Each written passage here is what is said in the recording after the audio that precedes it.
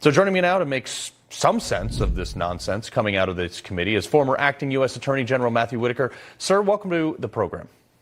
Good to be on with you tonight. All right, sir. So I kind of want to take a listen to what chairman of this unselect committee, Bernie Thompson, said to an earlier hearing about Donald Trump. Listen to this. The very least we should expect from any person seeking a position of public trust is the acceptance of the will of the people, win or lose. Donald Trump didn't. He didn't have the numbers. He went to court. He still didn't have the numbers. He lost. But he betrayed the trust of the American people. Yes, I still haven't lost faith in President Trump. I'm still a Trump supporter even after all this. But what is your reaction to the fact that they used an entire committee, which was, by the way, selected not according to general House rules, and also they didn't put anybody under oath?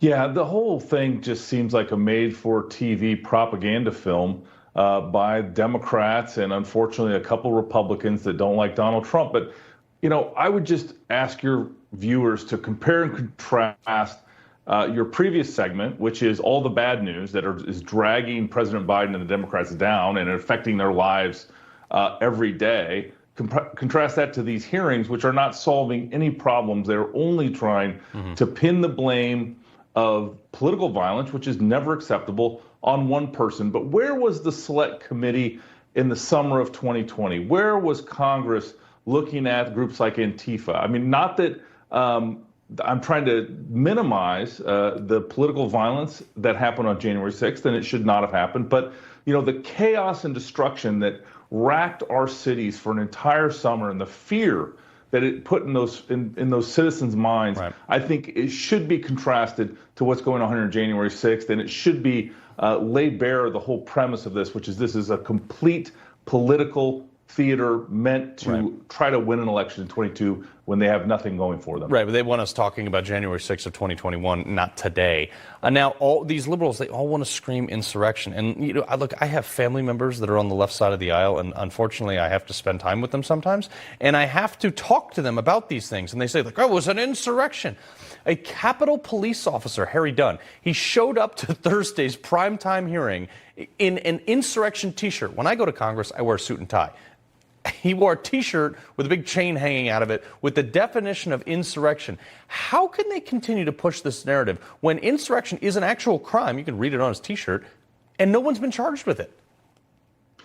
Well, because words have meaning, and obviously insurrection has a political connotation to it. It has a violent connotation to it, and obviously this was not an insurrection. This was a riot at most. Most of the people, to your point, have been charged with unauthorized access to a controlled, secure area. Right. And so, you know, I mean, again, this is exactly what the left wants you to pay attention to. They want to paint everyone that was in Washington, D.C. on January 6th as an insurrectionist. There were about 800 people that have been charged with various, mostly misdemeanors, of entering the Capitol unauthorized. And, you know, again, this is just, this is a Hail Mary. I see this as a complete Hail Mary. They're now going to extend it over 7 hearings. And remember, the report's not coming out to the fall. Right. That's well timed. Yeah. All we have to do for the midterms is $2 gas, $5 gas.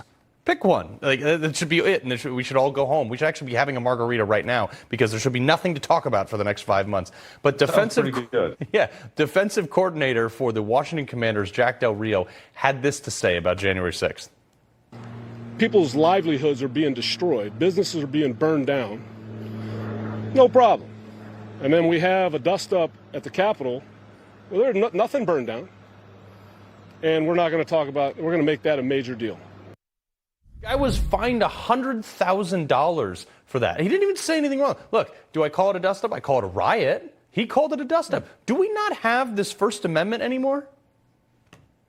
Yeah, we don't. And I think this is why, you know, football coaches and celebrities and those that don't do this for a living should probably just not take the bait and answer the questions.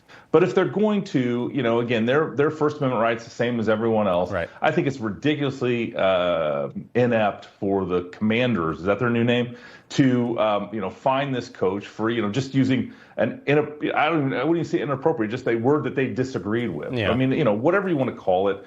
his point is really well made. And that is, look at what happened during the complete chaos during the summer of 2020. We had a federal courthouse under assault in Portland. We had, you remember, autonomous zones. We had, looting. Georgetown was completely run out and looted, and every shop was broken into and boarded up ultimately that summer. And it was complete chaos.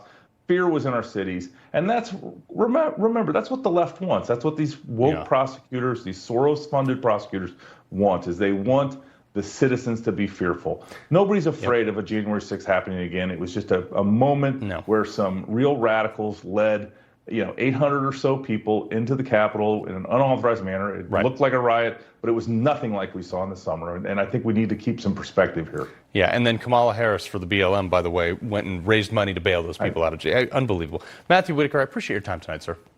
It's good to see you, my friend. All right.